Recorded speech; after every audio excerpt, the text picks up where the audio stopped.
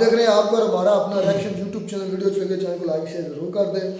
तो चलते हैं आज की वीडियो का टाइटल मुस्लिम गर्ल नाजिया इलाही खान से रिएक्शन ऑन अल्कोहल। तो ये कन्वर्सेशन हो रही है नाजिया इलाही और मुजफ्फर भाई की। तो परफेक्ट रिएक्शन वाले तो देखते हैं पहले वीडियो, शानदार होने वाली वीडियो। पहले बात देखते हैं, बाद में बात करते हैं।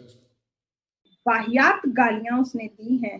तेरे जैसी रंडी मैंने दुनिया में देखी नहीं। मुझे बहुत दुख हुआ है नाज़िया अली खान जी, मैं माफी चाहता हूँ। एज ए पाकिस्तानी मैं आपसे माफी मांगता हूँ कि ये एक पाकिस्तानी ने आपको जिस तरीके से गाली दी है, मैं उसके ऊपर माजरत खा हूँ आपसे।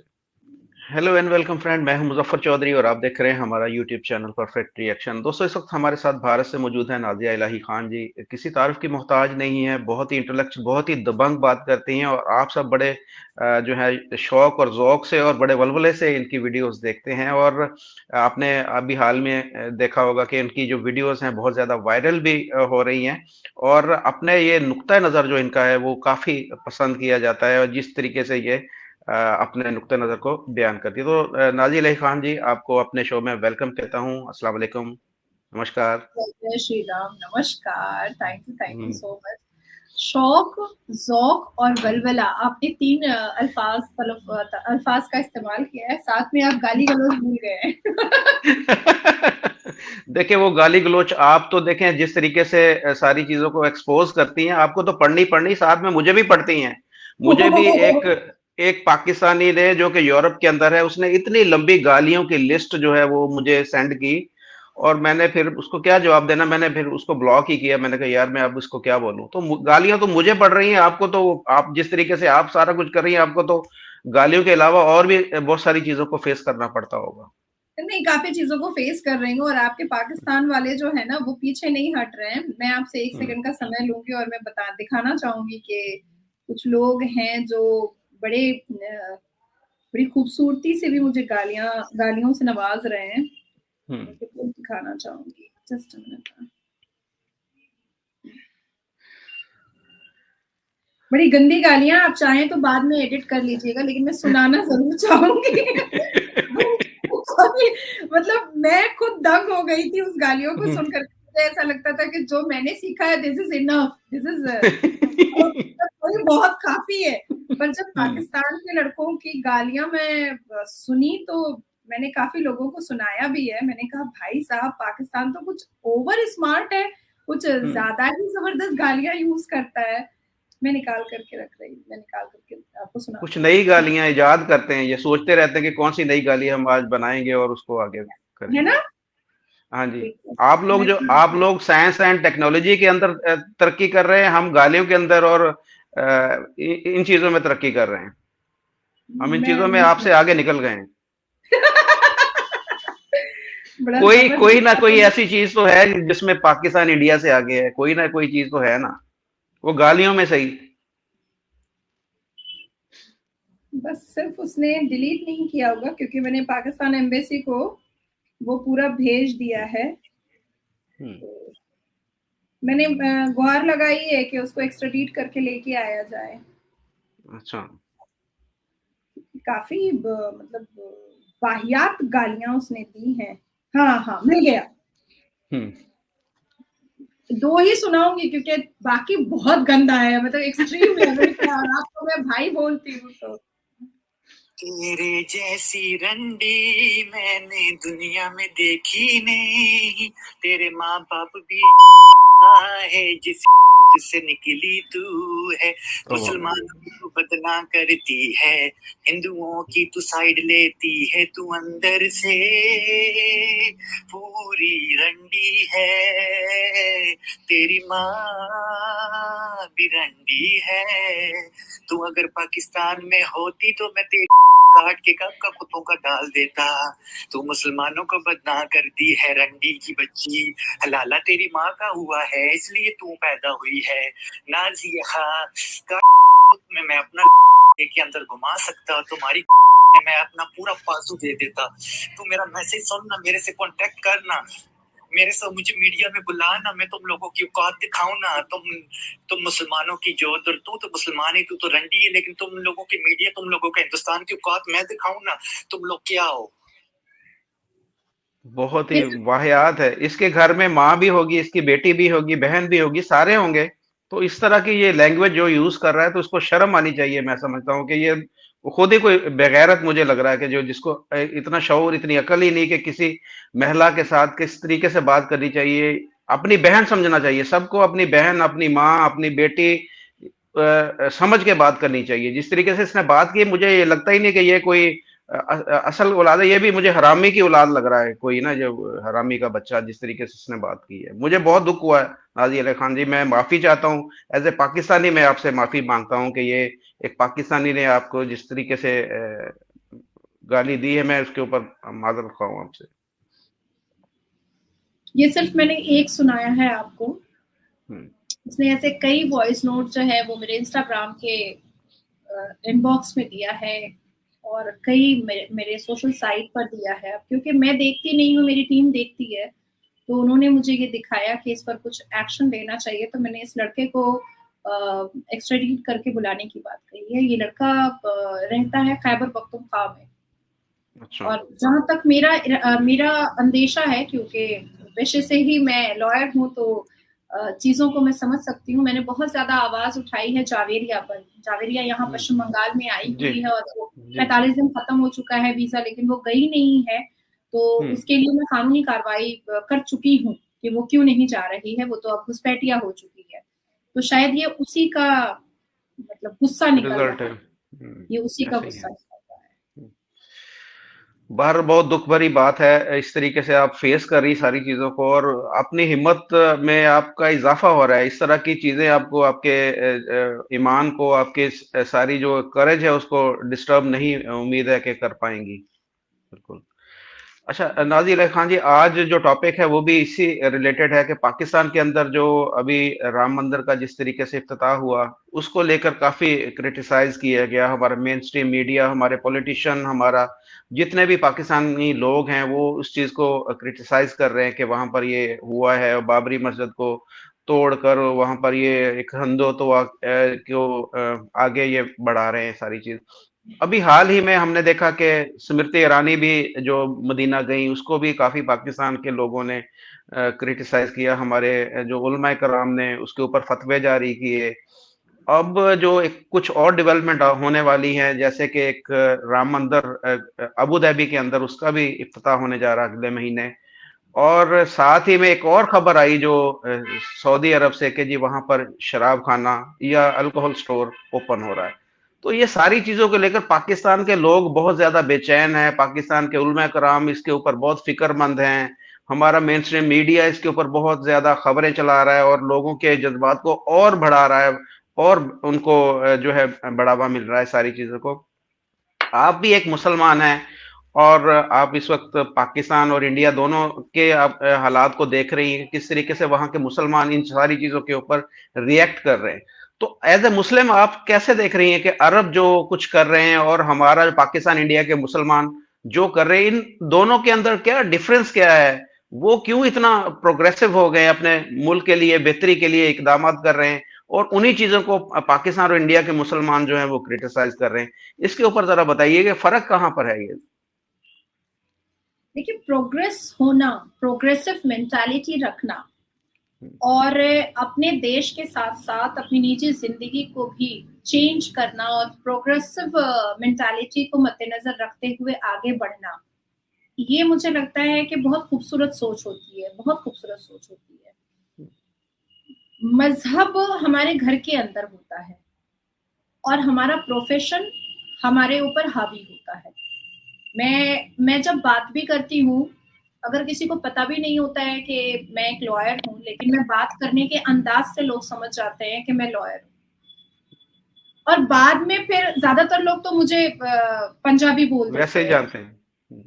ज्यादातर लोग मुझे पंजाबी बोल देते हैं, तो मैं कहती नहीं, मैं पंजाबी नहीं, क्योंकि मैं 5 फुट 7 इंच लंबी हूँ, तो लोग ऐसा समझ लेते हैं। लेकिन नहीं, मैं पंजाबी नहीं हूँ, मैं दिल्ली वाल हूँ, और मुस्लिम फैमिली से हूँ, मुस्लिम कम्युनिटी से। देखिए, सऊदी अरबिया सलमान खुर्शीद साहब के सिनेरियो में बहुत चेंज हो रहा है, बहुत चेंज हो रहा है। और मुझे ऐसा लगता है कि खुर्शीद साहब का जो विजन है वो 2030 तक में सऊदी अरबिया को बहुत लिबरलाइज कर देगा, बहुत एक्सट्रीम लेवल पे लिबरलाइज कर देगा।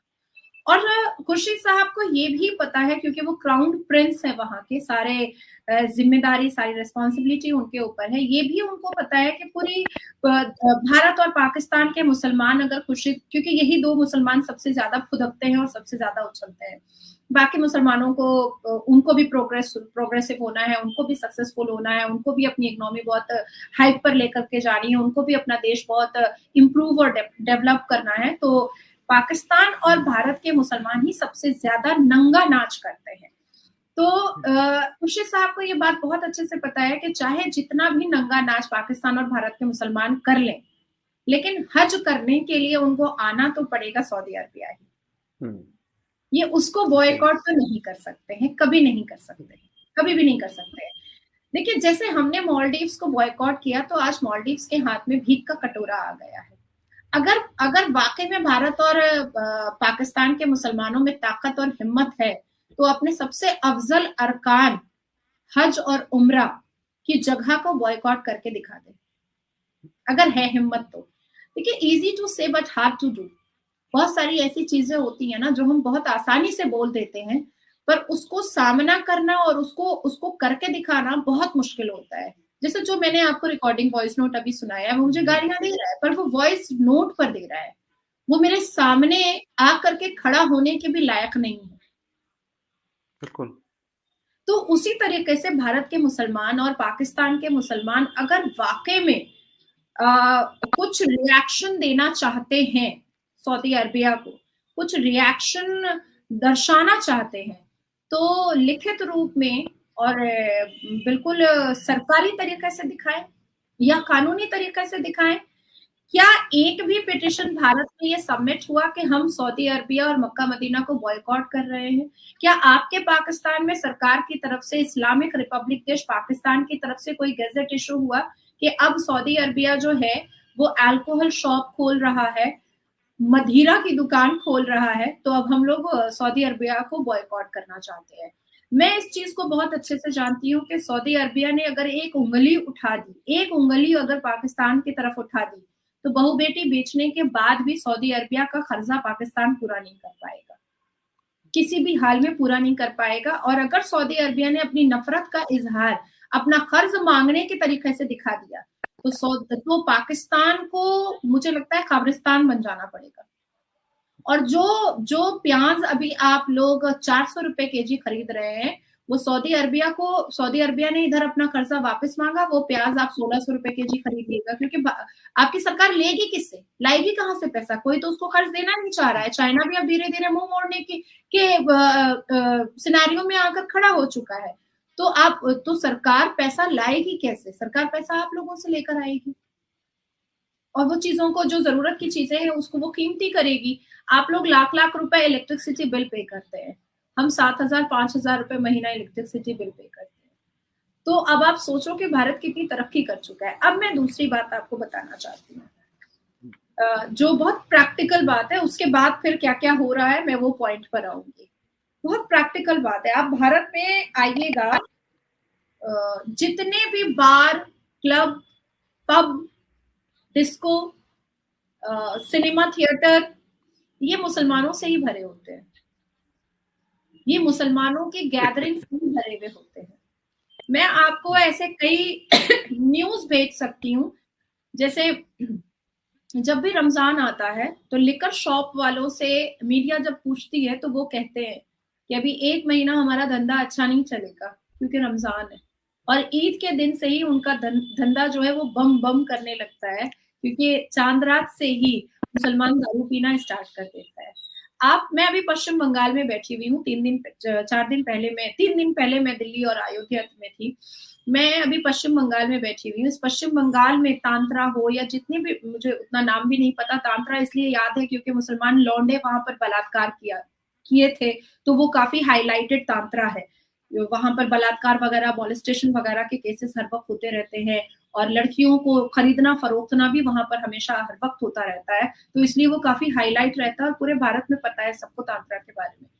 तो यहाँ पर जितने भी डिस्को, पब और थिएटर हैं, वहां पर मुसलमानों की ही भीड़ होती है। और आप कभी भी अगर भारत आइएगा, कभी भी अपने जर्नलिज्म के जरिया से या विजिट करने के जरिए से, तो आप किसी भी स्टेट पब में अगर जब जाइएगा या अल्कोहल शॉप में अगर आप जाइएगा, तो आप सिर्फ इतना जानकारी लीजिएगा कि गैदरिंग किसकी ज्यादा है, तो मुसलमान लौंडों की सबसे ज्यादा होती है।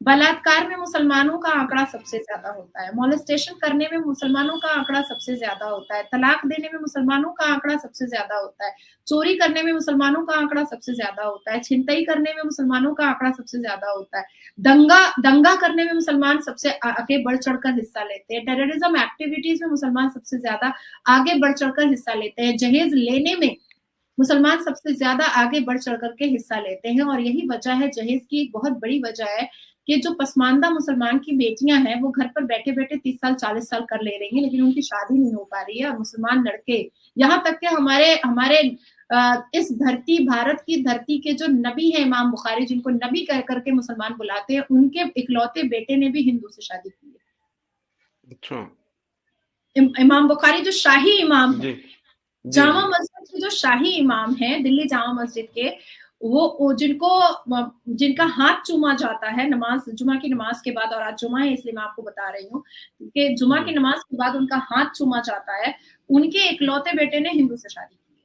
तो मुसलमान मतलब अलग अलग देशों में आराम से मतलब नंगा नाच कर सकते हैं, आराम से सब कुछ कर सकते हैं। और अगर यूएई, सऊदी अरबिया अपने देश के रेवेन्यू के लिए, अपने देश की इकोनॉमी के लिए, अपने देश की जीडीपी के लिए और बाहर विदेश से आए हुए डिप्लोमेट के लिए, ब्यूरोक्रेट के लिए अगर वो अल्कोहल की दुकान खोल रहे हैं, तो इसमें क्या गुनाह है? इसमें तो कोई गुनाह नहीं है। मतलब आप एक औरत को फोन पर वॉइस नोट भेज करके माँ बहन की गंदी गंदी सड़ी सड़ी गालियां दे सकते हैं, इसके लिए आपको अल्लाह तबारक ताला ने और अल कुरान ने इजाजत दिया है। लेकिन अगर आप बिजनेस कर रहे हैं कोई, और खटकर खाने और खट करके मेहनत करके अपने देश को उन्नति की तरफ लेकर जा रहे हैं, तो वो गुनाह हो जाता है। मतलब मुझे ये कंसेप्ट समझ में नहीं आता। फिर लोग कहेंगे कि नाजिया बहुत बेकार की बात करती है, लेकिन मुझे एक्चुअली में ये कंसेप्ट समझ में नहीं आता है। एक मर्द है जो धंधा करवाता है औरतों से, क्या वो गुनाहगार नहीं है? वो भी तो गुनाहगार है।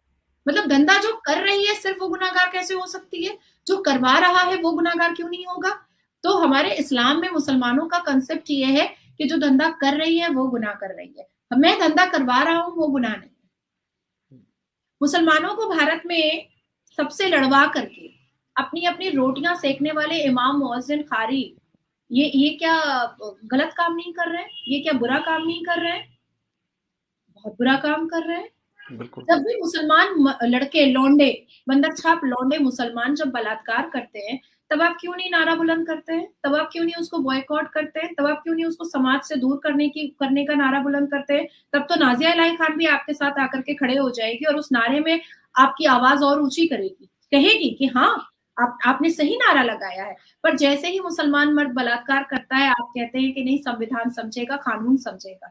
पर नाजिया इलाही खान हिजाब नहीं पहनती है तो आप कहते हैं कि नहीं मैं इस्लाम के खिलाफ काम कर रही हूँ। मतलब बलात्कार करना इस्लाम के खिलाफ नहीं है, वो इस्लाम के अंदर है। और हिजाब पहनना ना पहनना इस्लाम के खिलाफ हो जाता है। तो ये पार्शियलिटी नाजिया को नहीं पसंद है, और यही पार्शियलिटी खुर्शीद साहब को भी पसंद नहीं है। तो जितने भी इंटेलेक्चुअल और जितने भी शिक्षित, जितने भी लिबरल मुस्लिम हैं जो वाकई में अपने इस्लाम को खूबसूरत दूसरे धर्मों को दिखाना चाहते हैं, वो या तो नाजिया जैसे हैं या तो खुर्शीद साहब जैसे हैं। मुझे तो कोई आपत्ति नहीं है, जब मैं कोर्ट के अंदर कोर्ट के ड्रेस में होती हूँ तो मुझे तो उसमें कोई आपत्ति नहीं दिखाई देती है। मैं आपके सामने बैठी हूँ, पूरे लिहाज मुलाहिजे में अपने शरीर को ढक करके बैठी हूँ, इसके ऊपर मुझे काला टेंट पहनने की तो कोई जरूरत नहीं है। शर्म आपकी आंखों में होना चाहिए और लिहाज मेरी जुबान में होना चाहिए, बस हो गया, इतनी तो जरूरत है। अगर आपकी आंखों में शर्म रहेगी तो नाजिया की जुबान में भी लिहाज रहेगा, आपकी आंखों की शर्म चली जाएगी तो मेरे जुबान का लिहाज भी खत्म हो जाएगा, है ना? बिल्कुल सही कहा आपने। अब ऐसा है कि यूएई और कतर 21 होटल्स में उन लोगों ने अल्कोहल का उन्होंने बिल्कुल फ्री ये किया है, अप्रूव्ड किया है, जिसमें काफी सारे उन्होंने शराइत भी लगाए हैं, जैसे प्रॉक्सी किया गया है कि अगर ड्रिंक एंड ड्राइव किया जाएगा तो उस पर सख्त से सख्त कानून बनाया गया है। 240 पॉइंट्स अल्कोहल जो है वो एक महीने में एक आदमी खरीद सकता है। अब उसमें आता है 1 लीटर स्पिरिट्स, उसके बाद फिर 1 लीटर बियर और 1 लीटर वाइन, मतलब एक क्वांटिटी दे दी गई है कि इतना ही आप खरीद सकते हैं एक आदमी एक महीने में। उसके बाद फिर जो बहुत सारे ऐसे रिस्ट्रिक्शंस लगाए गए हैं कि 21 साल से ऊपर या 18 साल से ऊपर कोई भी उस रेस्टोरेंट में नहीं जाएगा जिसमें अल्कोहल कंजम्पशन जो है वो अप्रूव किया गया है। तो जो मैच्योर है, जो एडल्ट है, वही सिर्फ उस रेस्टोरेंट को विजिट कर सकते हैं। तो ये शर्तें यहाँ पर भी भारत में भी है और ये शर्तें वेस्टर्न कंट्रीज में भी काफी जगहों पर है। बहुत सारे कुछ ऐसी कंट्रीज हैं जहां पर जैसे लॉस एंजलिस वगैरह है, वहां पर इन चीजों का ख्याल नहीं रखा गया है। लेकिन वेस्टर्न कंट्रीज में भी, क्योंकि मैं काफी देशों को घूमी हुई हूँ, तो मुझे पता है बहुत अच्छे से कि वहां पर भी 18 से नीचे के बच्चे जो है वो अल्कोहल कंजम्पशन नहीं कर सकते हैं, क्योंकि और वहां पर अगर वो लोग बच्चे लोग जैसे रेड बुल वगैरह भी अगर पी ले रहे होते हैं तो जो ग्राउंड मैनेजर होता है वो आकर के टेस्ट करके जाता है, चेक करके जाता है कि मतलब ऐसा तो नहीं कर रहे हैं आप। तो इसी तरीके का रेस्ट्रिक्शन जो है वो किया गया है। हालांकि 1952 में प्रोहिबिशन दिया गया था अल्कोहल को यूएई में, उससे पहले था जब किंग अब्दुल अजीज बहुत ड्रंकन और टिप्सी पोजीशन में ब्रिटिश डिप्लोमेट का डेड मतलब मर्डर हो गया था और वो ब्रिटिश डिप्लोमेट जो है वो मर गया था उनके हाथ से। तब से 1952 से सऊदी अरबिया में अल्कोहल को बैन कर दिया गया था।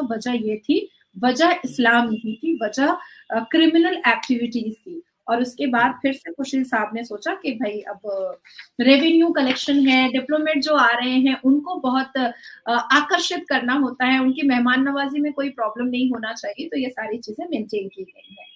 अब आपने हिंदू टेम्पल की बात कही है जो 72 एकड़ में बनी है।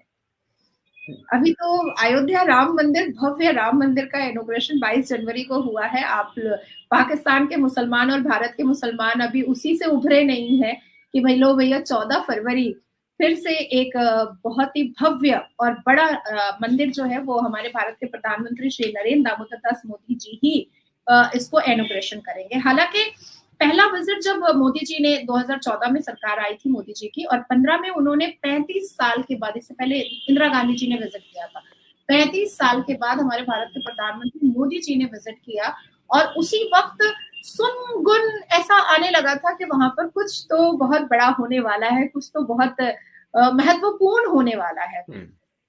उसके बाद फिर 2018 में इनॉग्रेशन का प्रोजेक्ट जो है वो रेडी किया गया। 2019 में मंदिर जो है 5.4 हेक्टर लैंड पर उसको अप्रूव किया गया और उसका इंफ्रास्ट्रक्चर ढाल दिया गया। कई बार हमारे जेम्स बॉन्ड जो है डॉक्टर एस जयशंकर जी वो जाकर के विजिट करके आए हैं, उसको देख करके आए हैं और 700 करोड़ की लागत में वो मंदिर बनी है। बहुत खूबसूरत मतलब मंदिर है और काफी बेहतरीन किस्म के tiles, marbles, stones, Sands use किए गए हैं। जिस तरह से अयोध्या मंदिर किसी भी आयरन रॉड और किसी भी स्टील के बिना तैयार किया गया है और 1000 सालों के लिए तैयार किया गया, उसी तरीके से ये मंदिर भी हजारों साल के लिए तैयार किया गया है और सैंड और पत्थरों से तैयार किया गया है। साथ साथ मजलिस कम्युनिटी बनाई गई है, गैलरी बनाई गई है, लाइब्रेरी बनाया गया है, गार्डन बनाया गया है बच्चों के खेलने के लिए, फूड कोर्ट बनाया गया है ताकि जो लोग दर्शन के लिए आ रहे हैं, माथा टेकने के लिए आ रहे हैं, वो उनके खान पान में भी कोई कमी ना रहे। और ये मंदिर मतलब अटैच होता है, अब जैसे दिल्ली में अक्षरधाम मंदिर है, मैं अभी विजिट भी की थी अक्षरधाम मंदिर अयोध्या जाने से पहले। इतनी खूबसूरत मंदिर है मुजफ्फर भाई, अक्षरधाम मंदिर इतनी खूबसूरत, इतनी सफाई और महिलाओं का बिल्कुल लाइन अलग और पुरुषों का लाइन अलग और बच्चों के लिए इतनी फैसिलिटीज है। बच्चे अगर हैं तो आपको वो सारी सुविधाएं मिलेंगी ताकि आपको बच्चों को लेकर के थकना ना पड़े और बहुत बड़ी जगह पर बनी हुई है। मुझे लगता है कि काफी मज़ारों को मंदिरों से कुछ सीखना चाहिए क्योंकि वहां तो अच्छा खासा मॉलेस्टेशन हो जाता है महिलाओं का मज़ारों के अंदर, आगे से भी चिपक जाता है मर्द और पीछे से भी चिपक जाता है मजा लेने के लिए।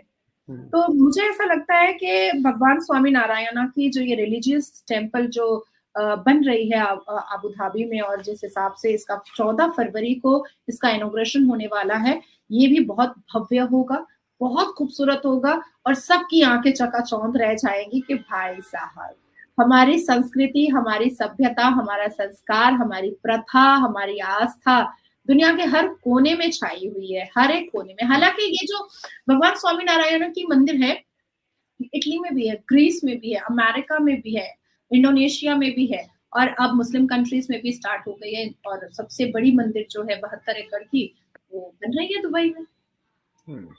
बिल्कुल, बड़ी अच्छी आपने बात की कि ये मुसलमान मुल्कों में भी ये अब ट्रेंड चल रहा है कि वो भी देख रहे हैं कि ये इससे देखिए, एक तो तल्लुकात आपके बेहतर होंगे, एक तो दूसरे रिलीजन के साथ आपका जो है लगाव भी पता चलेगा कि आप कितनी दूसरे रिलीजन की रिस्पेक्ट करते हैं। तो ये बहुत अच्छी बात है। लेकिन पाकिस्तान में मंदिर तो तोड़े जा रहे हैं, यहाँ पर नया मंदिर क्या बनना, जितने मंदिर मौजूद हैं उनको तोड़ा जा रहा है। तो पाकिस्तान को आप कोई एडवाइस देना चाहेंगे कि यहाँ पर क्या होना चाहिए आगे, ताकि यहाँ भी ये लोग जो समझ सके सारी जो इस वक्त एक डेवलपमेंट हो रही पूरी दुनिया के अंदर? देखिए मुजफ्फर भाई, समझाया उसको जाता है जो समझता हो बात को, बताया उसको जाता है जो बात सुनना पसंद करता हो। एक शुरू से एक दिमाग में डाला गया है कि हिंदुओं से नफरत करो, और सिर्फ आपके पाकिस्तान में नहीं डाला गया है, हमारे भारत के मुसलमानों के दिमाग में भी डाला गया है, हमारे बच्चों के दिमाग में भी डाला गया, और मेरे दिमाग में भी डाला गया था। पर मेरे पेरेंट्स ने मुझे इन चीजों से कभी भी जुड़ने नहीं दिया। उन्होंने मुझे समझाया कि जो तुमने एजुकेशन लिया है, जो डिग्रियां ली हैं, उसमें तुमको इंसान बनने को बताया गया है, हिंदू और मुसलमान बनने को नहीं बताया गया है। आप किसी के आस्था की जगह को तोड़ेंगे, फोड़ेंगे, लात मारेंगे, ठेस पहुंचाएंगे, ये इंसानियत नहीं है, ये हैवानियत है, ये हैवानियत है। मुझे लगता है कि अब जो है ना, हम पैगाम रसूल की जगह मुसलमान जो है भारत के और पाकिस्तान के, वो पैगाम मुगल बनने की कोशिश कर रहे हैं। सुन्नत रसूल की जगह सुन्नत इब्राहिमा को फॉलो करने की कोशिश कर रहे हैं। एक तरफ इजराइल को गालियां दी जाती हैं जो मुसलमान देता है, और दूसरी तरफ सुन्नत इब्राहिमा को फॉलो करने में भी एक कदम पीछे नहीं हट रहा है, क्योंकि वो कुरान के हिसाब से, अल कुरान कहता है कि हजरत इब्राहिम अलैहिस्सलाम ही बुतों को तोड़ रहे थे। तो फिर अपने आप को सुन्नी मुसलमान क्यों कह रहे हो? क्योंकि अल कुरान इस बात की गवाही नहीं दे रहा है कि प्रॉफिट मोहम्मद बुतों को तोड़ रहे थे। अगर प्रॉफिट मोहम्मद को पहला और आखिरी नबी मानते हैं हम लोग, तो मुझे लगता है कि हमें तो पीस को स्प्रेड करना चाहिए, पीस का, शांति का प्रचार करना चाहिए, शांति के बारे में बात करनी चाहिए, क्योंकि प्रॉफिट मोहम्मद सल्लल्लाहु अलैहि वसल्लम ने बताया कि इस्लाम और मुसलमान शांति का प्रतीक है। हम पीस कम्युनिटी से आते हैं, हम इस्लाम बोले या पीस कम्युनिटी बोले, ये हमें सिखाया गया है। दूसरी बात मैं कहना चाहूंगी कि हमें प्रॉफिट मोहम्मद को फॉलो करने की जरूरत है या हमें मुगल को फॉलो करने की जरूरत है, क्योंकि मंदिरें एक तो हजरत इब्राहिम ने तोड़ा था और दूसरा सारे मुगलों ने तोड़ा था। तो मुझे लगता है कि अब आखिरी नबी और पहले नबी को कोई मानने को तैयार नहीं है मुसलमान, या तो सुन्नत इब्राहिमा पर चल रहे हैं या तो मुगलों को अपना नबी मान चुके हैं। तो मेरे और आप जैसे लोग अगर नबी के मानने वाले हैं और अल्लाह तबारक ताला के मानने वाले हैं, तो मुझे लगता है कि हमें अपने कर्तव्यों का पालन करते रहना है, हमें एक खूबसूरत आवाज बन करके जगाते रहना है। अब जागे या ना जागे, कम से कम मरते वक्त एक चीज की तो सुकून रहेगी कि हमने जगाने की कोशिश की है। आज मुसलमान बलात्कार के केस में जब सजा खटता है और लड़की के पक्ष में जब मैं खड़ी होती हूँ और सामने कटघरे पर मुसलमान रेपिस्ट होता है ना, मुझे एक पल भी अफसोस नहीं आता है कि उसको 10 साल की सजा सुनाई गई है या 15 साल की सजा सुनाई गई है। मुझे अफसोस इसलिए नहीं आता है क्योंकि उसने जो किया है वो वही पा रहा है। आप बड़े से बड़े स्टार को देख लो, आप बड़े से बड़े पॉलिटिशियन को देख लो, इनकी नजरों में मुसलमान बेटियां जो हैं वो गटर है, नाला है। क्या शाहरुख खान ने मुसलमान लड़की से शादी किया? क्या आमिर खान ने मुसलमान लड़की से शादी किया? क्या सलमान खान ने मुसलमान लड़की से शादी किया? नहीं। क्या इमाम बुखारी के इकलौते बेटे ने मुसलमान लड़की से शादी किया? नहीं। मुसलमान लड़कियों को जिस हिसाब से इन लोगों ने एक बदनुमा दाग और बदनुमा शक्ल दे दिया है, आज मैं मुसलमान बेटी होने के नाते अगर मैं आवाज अपने अपने इज्जत के लिए नहीं उठाऊंगी तो कौन उठाएगा? आज मेरी आवाज को बंद करने के लिए मुजफ्फर भाई लोग मुझे गालियां दे रहे हैं, लोग मुझे, मेरी माँ को गालियां, मैंने पहले भी आपसे बताया तो शायद आपको यकीन नहीं आया होगा, तो इसलिए मैंने आपको सुनवाया। तो ये करने से क्या हो जाएगा? मैं तो अपनी जात के लिए वफादार हूँ, मैं एक औरत पैदा हुई हूँ, मेरी माँ ने पेट से मुझे बेटी पैदा किया है, और मैं इस धरती पर पैदा हुई हर एक बेटी की जात की इज्जत के लिए मैं अपनी आवाज ऊंची की। अगर वाकई में इस्लाम के मानने वाले, जो इस्लाम और अल कुरान में बताता है कि एक वाहिद इस्लाम है जिसमें औरतों की इज्जत सबसे ज्यादा है, मुझे तो नहीं लगता। बीबी मरियम अलैहिस्सलाम पे पत्थर तो मुसलमान ही मारे थे ना, जब वो बिना मर्द के बच्चा प्रेग्नेंट हो गई थी, और आज तक पत्थर मारा जा रहा है। आज तक 1450-1500 साल गुजर तो चुका है, लेकिन मुसलमान मर्द औरत को कटघरे पे खड़ा करना नहीं छोड़े हैं, या औरत को जलील करना नहीं छोड़े हैं, या औरत को अश्लीलता का सामान समझना नहीं छोड़े हैं। तो मैं अपनी जात की वफादार नहीं होंगी तो मैं तो किसी की भी वफादार नहीं हो पाऊंगी। इसलिए नाजिया अगर बोलती है तो अपनी जात के लिए बोलती है। बड़ी अच्छी आपने बात की। आपने जो बात की कि कटहरे के अंदर जब किसी मुल्जिम मुसलमान को आप देखती हैं तो आपको अफसोस उसकी हालत पे नहीं होता, लेकिन आपको ये जरूर अफसोस होता होगा कि एक ऐसे बंदे ने इस्लाम को ये बदनाम कर रहे हैं, इस्लाम का जो चेहरा है उसको ये लोग दागदार कर रहे हैं और खुद चैंपियन बन रहे हैं कि जी हम पता नहीं कौन सी हमने बड़ा काम कर लिया। तो मैं आपकी इस काज के अंदर, आपके इस नेक मकसद के अंदर आपके बिल्कुल साथ खड़ा हूं। आप जिस तरीके से, मैं समझ रहा हूं कि आप इस्लाम के अंदर जो ये एक बुराइयां ये इन लोगों ने पैदा की हैं और इस्लाम का एक चेहरा जो है इन लोगों ने दागदार किया है, उसको आप जिस तरीके से साफ करने की कोशिश कर रही हैं, मैं आपको सलूट पेश करता हूं। थैंक यू वेरी मच, आपके कीमती वक्त का आपने हमें वक्त दिया। आप बहुत मसरूफ हैं, तो टाइट शेड्यूल के बावजूद आप हमें टाइम देती है, तो आपका बहुत शुक्रिया। Thank you very much. Muzaffar भाई, मुझे आपके साथ शो करने में बहुत अच्छा लगता है, बिकॉज आप एक आवाज हैं और हमेशा फैक्ट पर बात करते हैं। जी, thank you very much, thank you. तो जी दोस्तों, वीडियो हुई खत्म। कूब भाई मैं तो वहां जहाँ जिस लफ्ज को स्टार्ट करना चाहता हूँ, सबसे पहले मैं हाथ जोड़ के माफी मांगता हूँ, माजरत करते हैं। भाई एक औरत, वो हमारी बहन, एक औरत है, हमारी बहन है, बहनों की तरह है। भाई अगर हिंदू भी होती ना, कोई वो भी एक पहले इंसानियत है। मैं भाई अपने पूरे पाकिस्तानी तरफ से माजरत चाहता हूँ। और जिस बंदे ने ये लफ्ज बोले, हमें नहीं पता वो उसका नाम क्या है, वो कौन है। भाई इस तरह के लफ्ज कभी भी किसी को नहीं, बेशक कोई भी हो, नहीं बोलने चाहिए। और वो भी एक औरत के बारे में, और वो भी इतने बुरे गंदे और घटिया तरीन लफ्ज उसने बोले यार।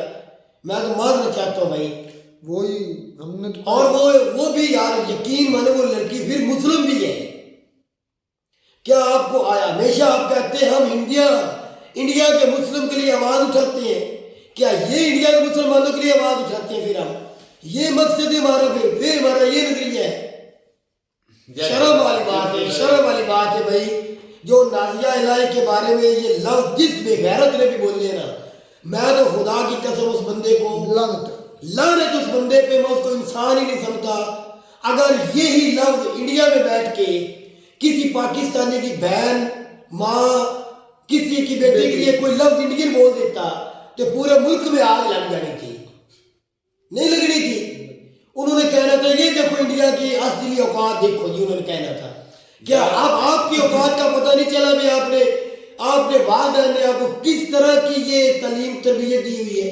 भाई आप तो बोल रहे हैं, अच्छा यकीन माने मेजर साहब, अक्सर पाकिस्तानी अवाम को ना, जो हमारी इस्टेब्लिशमेंट या सियासतदान करते हैं ना, मेजर सर अक्सर पाकिस्तानियों को बोल जाते हैं जज्बात में आके। यकीन माने गंदे तो वो भी हम, लेकिन वो गंदे नहीं बोलते, लेकिन वो सख्त बोलते हैं, गधे, इस तरह का गधा लफ्ज बोल जाते हैं, भिखारी बोल को इस तरह। लेकिन हम बर्दाश्त कर लेते हैं, कोई नहीं, हमारे अंदर कुछ ऐसी है हरकतें। लेकिन यार इतनी बुरी और जलील और घटिया गलीज जबान इस्तेमाल इस बंदे ने की है ना, यकीन माने वो भी एक औरत के लिए, एक लड़की के लिए। उस लड़की ने पाकिस्तान को कहा ही क्या, मुझे ये बताओ कोई ऐसी स्टेटमेंट उस लड़की ने कही हो जिससे पाकिस्तान की इज्जत में कमी आ गई हो? यार अगर तूने बोलने की है ना, मैं तुझे बताता हूँ इस अपने चैनल के तरफ से मैं बताता हूँ, एस्टैब्लिशमेंट में कुछ ऐसे बड़े बेटे आसिम मुनीर जैसे, या आसिम मुनीर के पहले जो लूट के चले गए, बोलना है तो उनको भी बोल, सीधा उनको बोल, उनकी भी बहू बेटी को नहीं बोलना, उनको बोल के दिखा। अगर तेरे में हिम्मत है तो आसिम मुनीर के सामने जाकर उसको गाली निकालिए, तेरे हिम्मत का पता चल जाएगा। जब तुझे कुछ बोलने वाले थे, मैं तो हिम्मत नहीं है भाई। शर्म है भाई, शर्म वाली बात है भाई। आज यार वो ये बातें कर के मैं ऐसा करूंगा वो करूंगा, वो क्या कर रहा है? अपनी तरबियत शो कर रहा है कि मैं इस तरह का घटिया इंसान है। यार गलत उसने बहुत ज्यादा बेगैरतों की उसने हाथ ही पार कर दी। पूरे पाकिस्तान के लिए बायस शर्म है यार, उसने पूरी कौम का जो है ना सर जो है करके नीचे कर दिया है। यार कम से कम बंदा ये तो देख ले, वो एक महिला है, वो एक लड़की है, उसके बारे में इस तरह गलीज जबान इस्तेमाल करना, यार गंदी जबान इस्तेमाल। अगर आप उसको मेरी बात सुने ना भाई, ये तो बात हमारी क्लियर होगी। चले हम बोलती हैं पाकिस्तानी को फर्ज कर लें कि बुरा लगता है, फिर उसको काउंटर करें जवाब के साथ, लॉजिक के साथ, सबूत के साथ, उसकी बोलती बंद कर। ऐसे सियासत का उसने जो लफ्ज बोले ना अपनी, देखे ना, मैं देखो मैं पाकिस्तानी हूँ, मुझे इंडियन को बोलता है, मुझे गुस्सा आता है, मैं ट्रक बोल देता हूँ उस तरह, लेकिन ये नहीं मेरा मतलब बनता कि उसकी माँ बहन को मैं गाली निकालूं, नहीं, ये हक नहीं बनता। इस बंदे ने, अगर तुझे नाजिया की कोई बुरी बात लगी है, कुछ सियासी लगी है, तो भाई उसको पाकिस्तानी होने के नाते आप सियासत की आती कर बात कर लो, उसके साथ लाइव उसके सियासतदानों पे बात कर लो, उसकी जमहूरियत पे बात कर लो। अगर कोई है ऐसी कोई करप्शन उनकी होगी या इस तरह कोई भी ऐसे कर लो, लेकिन इस हाथ कर जाना नाजायज है, गलत है, और भाई ये बहुत बुरी जबान इस्तेमाल की गई है भाई। हम कुछ क्या कर सकते हैं भाई, इसको बेगैरत बोल सकते हैं। अगर हम इस वीडियो और कोई भी टॉपिक इसमें से ना चूज करें, मैं कहता हूँ यही काफी है, सारा घंटा बोलने की जरूरत है हमें कहीं और नहीं भाई, हम शर्मिंदा हैं, यकीन माने हम शर्मिंदा है भाई। ये जबान हम यकीन मत, जब वो वीडियो नाजिया रहे की हिम्मत देख लो भाई, वो लड़की फिर वीडियो दिखा रही है मुजफ्फर चौधरी को, ये देख लो, सुना रही थी कि आपकी तरबियत मुल्क में, आपकी तालीम ये है, ये एक नौजवान ही था, कोई लड़की तो वो नहीं थी, नौजवान था। हाँ, जिस तरह की उसकी आवाज थी ना, बंदे ही था भाई, शख्स का अंदाज था उसका, ऐसे नौजवान ही का था। तो बड़ी गलीज इस्तेमाल हुई है, बहुत गंदी अजीब, मतलब कि देखिए ना, गाली निकालने का बंदा उसने अजीब तरीके से किया, उसने यार बहुत गलत किया है बिल्कुल। उसने भाई हम कोई और इस पर बात नहीं करेंगे, कोई भी। पता नहीं यार, ये कभी कोई साल, एक साल गुजर जाता है, उसके बाद कोई ना कोई ऐसी वीडियो आ ही जाती है।